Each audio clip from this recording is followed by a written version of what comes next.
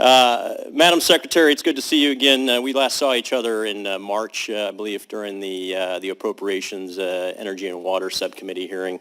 I represent a district in Southern California where we're getting crushed by energy prices, not just gas prices. We have $5 a gallon gas, of course. So I purchased an electric vehicle thinking I can avoid that, but now I have power bills that are approaching $1,000 a month in my house. So I don't have anything extravagant. I just have an electric vehicle. We also have $200 natural gas bills every month in California, and we've got solar panels now that have been regulated, and the cost's been driven up to the point where they're also cost prohibitive.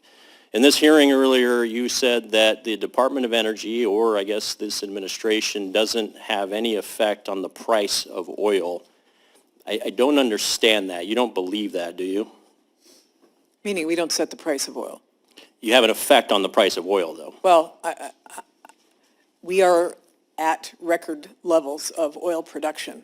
If that's what you mean, you're talking about the supply and demand issue? No, that's what I'm talking about. I'm not talking about production. I'm talking about the price of oil right now. We're right now at $90 a barrel, right? The administration, you released, and President Biden announced in November of 2021 that to give relief to Americans at the pump, you were going to release $50 million 50 million barrels from the strategic petroleum reserves. At that time, the price of oil was at $79 a barrel. We are now at $90 a barrel. Supply and demand is greatly affected by what the government does, the release of the SPR, the release and production of oil, but also the replenishment of it. I've got a chart here, and I've got a copy at your desk there if you want to look at it closer. This is a historic chart really since the beginning of when we started the Strategic Petroleum Reserve inputs. You can see we are here right now in terms of what is in our reserves. We haven't been at this level since 1983. And before that, we were actually accumulating reserves at that point. In March, during our hearing, you said you were going to bring us a plan on how you were going to replenish the Strategic Petroleum Reserves. We haven't seen that plan yet.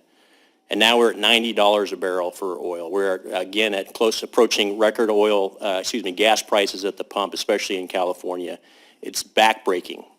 What are we doing to lower the cost of energy, and specifically to lower the cost of gas to the average consumer who can't afford to transition to an exotic electric vehicle or doesn't want to deal with the cumbersome headwinds that electric vehicles provide some of us? It's not easier to have an electric vehicle, by the way. Even though I drive one, it's not easier to drive an electric vehicle than it is to have a conventional internal combustion engine.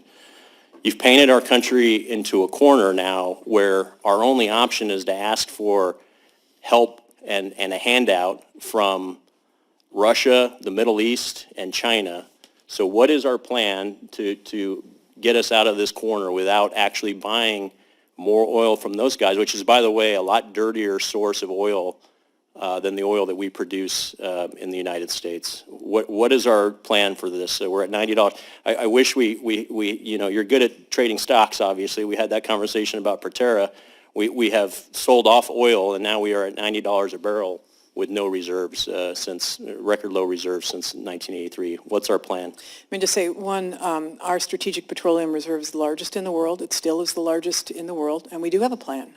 Number one, thank you very much. We canceled the congressional sales, which is 140 million barrels, which is great. So that means we are not. When are you going to market to purchase more oil for the reserves? We've gone one time. We got 6 million barrels. The price went up because of what OPEC did.